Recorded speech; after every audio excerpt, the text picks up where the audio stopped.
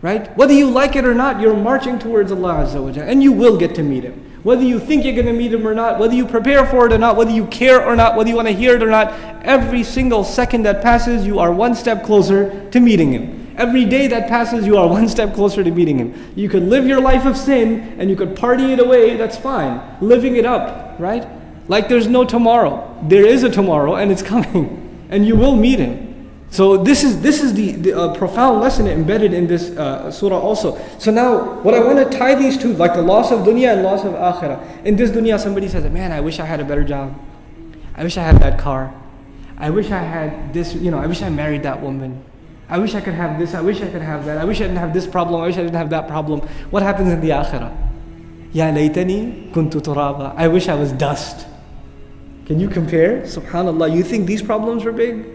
It was far bigger coming, subhanallah.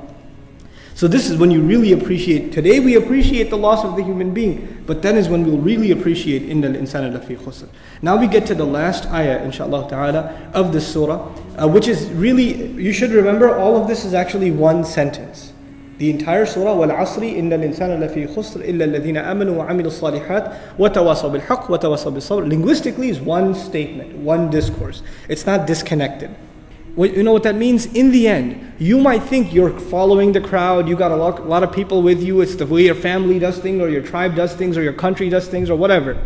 But when it comes to suffering the consequences of your mistakes, nobody will be with you. You will be by yourself. People follow trends, but when the time comes, وَتَقَطَّعَتْ بِهِمُ الْأَسْبَابِ, all their relationships will be chopped off. But when it came to the exception, Allah doesn't say إِلَّا الَّذِي آمَنَ وَعَمِلَ صَالِحًا وَعَمِلَ الصَّالِحَاتِ وَتَوَاصَى بِالْحَقِّ وَتَوَاصَى بِالصَّبْرِ. No, He didn't use the singular. He used the plural. So we have to understand this transition from the singular to the plural. What we learn here is these few people that are going to go against the mold and they're going to swim upstream, the only way they will survive is if they stick together. They cannot be apart. It's like that leaf that cuts off from the tree, it dies. They have to remain connected to this ummah. The unity of this ummah and the believers sticking together is embedded in this ayah as part of our survival because of the use of the plural. Iman is not something you can sustain on your own. Iman is boosted with good company, with reminder, with counsel, with salah and jama'ah. All of these things are iman boosters, right? Because we do them together.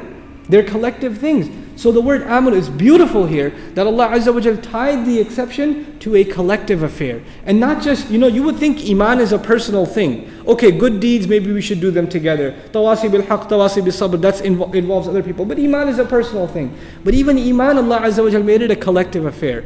What we learn from that is, if you think you have iman and you have nothing to do with the community, the masjid, you don't go and benefit from the reminder of the daily reminder from the imam, you don't have counsel of good brothers around you, good sisters around you, then you are going to necessarily suffer a loss of iman. And those of you that distance yourself from the masjid, sometimes you will face it, you will feel it.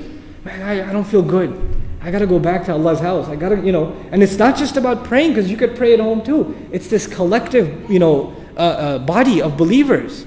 They feed off of each other.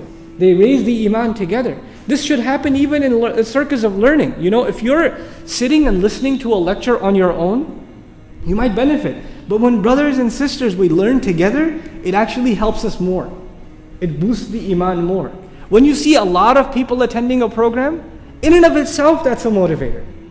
Man, I need to come to these things more often. Even if you don't know anyone, there's just something about La ilaha illallah that binds us together and gives us strength. Just the sight of each other gives us strength. That's what the love and affection of this ummah is supposed to be. So that's one of the things about the transition from singular to plural. The other thing we should talk about here is إِلَّا الَّذِينَ آمَنُوا. Allah Azza wa Jal in this ayah didn't mention any qualifications of iman. الَّذِينَ آمَنُوا بِاللَّهِ وَمَلَائِكَتِهِ وَكُتُبِهِ وَرُسُلِهِ وَالْيَوْمِ الْآخِرِ. Nothing. He didn't say they believe in Allah, they believe in the last day, none of that. He just said they have iman. Who are these people? What is this iman? There are so many things to talk about from the Qur'an's own point of view within iman. We'll have to pick and choose just a couple of things, inshallah ta'ala. The first thing we'll talk about is the fruits of iman. Just the fruits of iman. How are you supposed to know that the kind of iman you have, what should you taste from it? Basically, the fruit of Iman essentially is tranquility at the heart of it. The fruit of Iman is tranquility. Remember we said human beings are in loss? What are the losses of the human being? Loss of health, loss of wealth, loss of loved one, right? These are the kinds of losses human beings suffer in this world. Loss of comfort. But if you have Iman, then you know that this world is not permanent. This world is temporary. And what Allah has in the Akhirah compared to this world is nothing.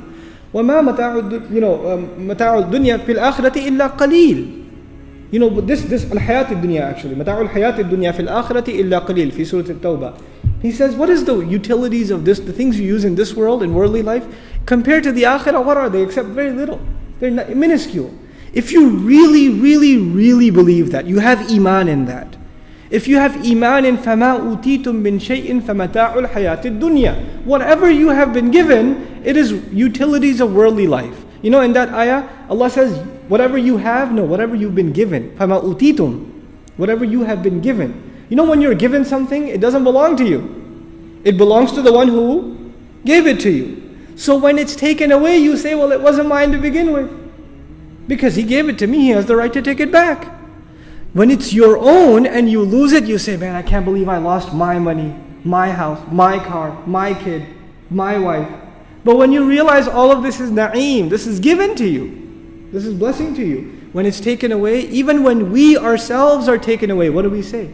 We say, Inna lillahi wa inna ilayhi. We belong to Allah. What to speak of the things we own? We belong to Allah and we are to be returned to Him, returned to owner, right? The attitude of the believer changes.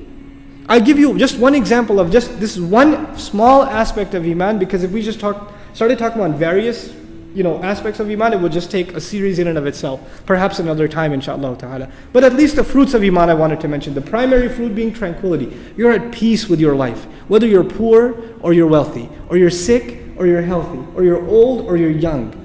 Whether people like you or don't, if you have Iman, you're at peace. You're at peace with yourself, you're at peace with Allah Azza wa Jal.